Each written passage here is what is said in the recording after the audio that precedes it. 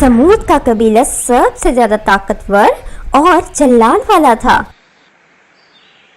وہ لوگ بتوں کی عبادت بھی کرنے لگے۔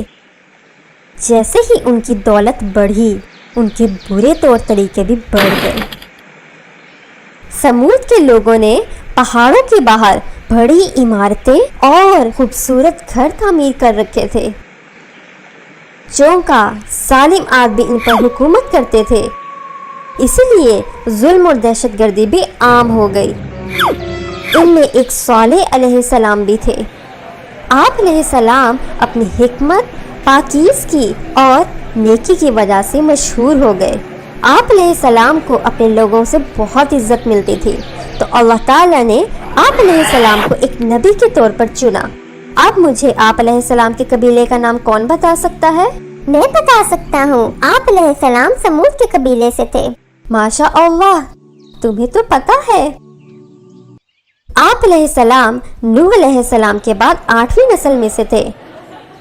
آپ علیہ السلام نے اپنے لوگوں کو صرف ایک اللہ کی عبادت کے لیے بلایا اور کسی کو اللہ کے ساتھ شریک نہ ٹھہرانے کا کہا، جبکہ ان میں سے کچھ نے آپ علیہ السلام کا یقین نہ کیا اور اپنے الفاظ اور حرکتوں دونوں سے انہیں نقصان پہنچایا۔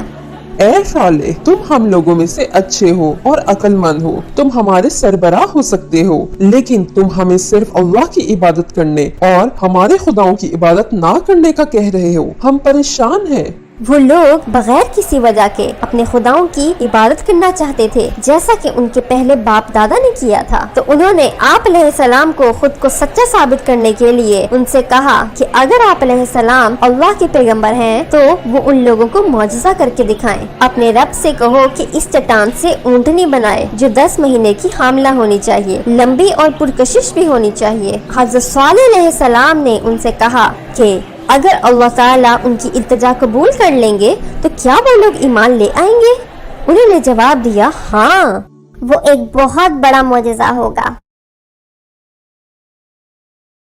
ہاں، مگر اللہ تعالیٰ کے لیے یہ کرنا بہت آسان ہے، کیونکہ وہ ہر چیز پر قادر ہے۔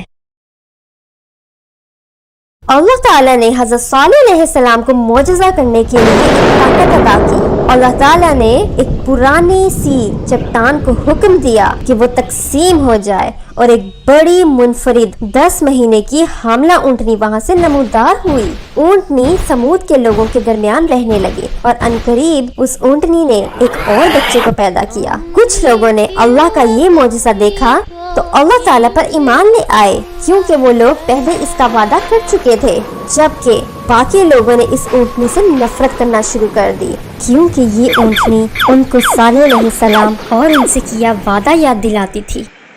وہ بہت مغرور تھے، انہوں نے معجزہ دیکھنے کے بعد بھی یقین کیوں نہ کیا؟ ہاں، وہ بہت برے اور ناشکرے تھے۔ میں آپ کو بتاتا ہوں کہ اس کے بعد کیا ہوا۔ اونٹنی بہت بڑی تھی، اسی لیے اسے بہت سارا پانی پینے کی ضرورت ہوتی تھی، اور اپنے بچے اور سمود کے لوگوں کے لیے بھی بہت سارا دودھ دینے کی ضرورت ہوتی تھی۔ اس وجہ سے سمود کے لوگ اپنے لیے اور اپنے جانوروں کے لیے پانی آسانی سے حاصل نہیں کر سکتے تھے، لیکن اونٹنی اتنا دودھ ضرور دے دیتی تھی کہ سمود کے تمام لوگ اپنی ضروریات پوری کر سکتے تھے۔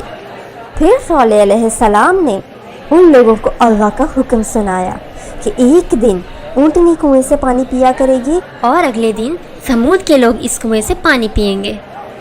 یہاں بجائے اس کے کہ وہ اونٹنی پر رحم کھائیں، انہوں نے اسے نقصان پہنچانے کا انتخاب کیا۔ یہاں تک کہ کافروں نے آپ علیہ السلام کو للکارا کہ اگر آپ علیہ السلام نبی ہیں تو اللہ کی سزا ان تک لے کر آئیں۔ حضرت صالح علیہ السلام خوف زدہ ہو گئے کہ وہ لوگ اونٹنی کو مار نہ دیں، تو آپ علیہ السلام نے انہیں فوراً آگاہ کیا کہ اس معجزے کی نشانی کو نہ ماریں اور اسے اللہ کی زمین سے خوراک آرام سے لینے دیں، مگر کافروں نے آپ علیہ السلام کی ایک نہ سنی۔ ان میں سے کچھ عورتوں نے 9 کافر مردوں کو قائل کیا کہ وہ اونٹنی اور اس کے بچے کو مار دیں۔ ہاں، وہ بہت برے لوگ تھے، وہ اس معجزاتی اونٹنی کو کیسے مار سکتے تھے جو اتنی معصوم ہے؟ وہ بے دل لوگ تھے، انہوں نے ऊँटनी को गौर से देखा और इसकी तमाम हरकत का मुशाहिदा किया, यानी गौर व फिक्र किया। जैसे ही ऊँटनी कुएं के पास पानी पीने के लिए आई तो उन्होंने तीर से इसकी टांग पर निशाना लगाया। उस ऊँटनी ने फरार करने की कोशिश की, मगर वो बुरी तरह जख्मी हो चुकी थी। बाकी लोगों ने ऊँटनी का पीछा किया और इसके टांग में तलवार मारी। जैसे ही वो जमीन पर गिर गई तो उन्होंने उसे मार डाला। कातिलों का इस्तकबाल गाने बजाने, शेर व शायरी और हीरो से किया गया और इस तरह इन्हें काफी दाद दी गई। हज़रत सालेह अलैहिस्सलाम उनके तकब्बुर पर बहुत उदास थे। आप अलैहिस्सलाम ने उन्हें बताया कि वो अपने किए पर अल्लाह से माफी मांगे और इसके लिए उनके पास 3 से 4 दिन है और वो अपना रवैया बदलें, वरना एक बहुत बड़ा अजाब इन सब को तबाह कर देगा। उन्होंने आप अलैहिस्सलाम का इत्तबार ना किया। उन्होंने पूछा, 3 दिन क्यों? अजाब को जितनी जल्दी हो इसको आने दो। क्योंकि इन्हें लगता था कि इनका ऊंची पहाड़ी पर पत्थर से बना हुआ मजबूत घर किसी भी किस्म की कुदरती आफत से इन्हें महफूज रखेगा। हज़रत सालेह अलैहिस्सलाम ने उन्हें कायल करने की कोशिश की कि वो बुराई को खुद तक ना लेकर आए और अल्लाह से माफी की तलब करें, क्योंकि वो माफ करने वाला है। उन लोगों ने जवाब दिया, हम भी देखें कि तुम हम पर कौन सी बुराई लेकर आओगे। यहाँ तक कि उन्होंने हज़रत सालेह अलैहिस्सलाम को भी मारने तक का मंसूबा बनाया। वो लोग इस हद तक मगरूर कैसे हो सकते थे? अल्हम्दुलिल्लाह, अल्लाह ने हमें मुसलमान बनाया है। हज़रत सालेह अलैहिस्सलाम ने क्या किया? अल्लाह का अजाब कब तक आ रहा था? फिर अल्लाह ताला ने आप अलैहिस्सलाम और इनकी पैरवी करने वालों को हुक्म दिया कि वो इस जगह से दूर चले जाएं और कभी वापस ना आए। आखिरकार वो दिन आ गया जिस अजाब का जिक्र किया गया था। पहले दिन उनके चेहरों का रंग पीला हो गया, दूसरे दिन उनके चेहरे लाल हो गए और तीसरे दिन उनके चेहरे काले हो गए। उन्हें महसूस हुआ कि उनकी इस बुरी हरकत पर कुछ बुरा होने वाला है, मगर फिर भी उन्होंने अल्लाह ताला से माफी ना मांगी। उन्होंने अपने मजबूत पत्थर के घरों में छुपने की कोशिश की, मगर अल्लाह ताला ने इन्हें तबाह करने के लिए एक मुनफरिद सजा भेजी। अचानक से एक बहुत बड़ी और ताकतवर गर्ज की आवाज सुनाई दी और वो एक इतनी बुरी आवाज की लहर थी कि इस आवाज ने मौके पर ही सबको मार दिया और हर चीज को तबाह करने के लिए हिला कर रख दिया। उन लोगों के महसूस करने से पहले कि इनके साथ क्या हो रहा है, वो तबाह बर्बाद हो गए। अल्लाह ताला ने इन्हें बस एक आवाज से तबाह कर दिया। क्या ये एक इतना ताकतवर हथियार है?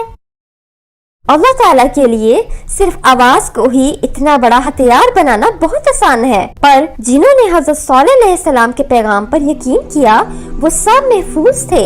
आज के लिए हमारे नबी की कहानी मुकम्मल होती है। इंशाअल्लाह अगली बार हम और नबियों की कहानियों से लुत्फ़अंदोज़ होंगे। शुक्रिया।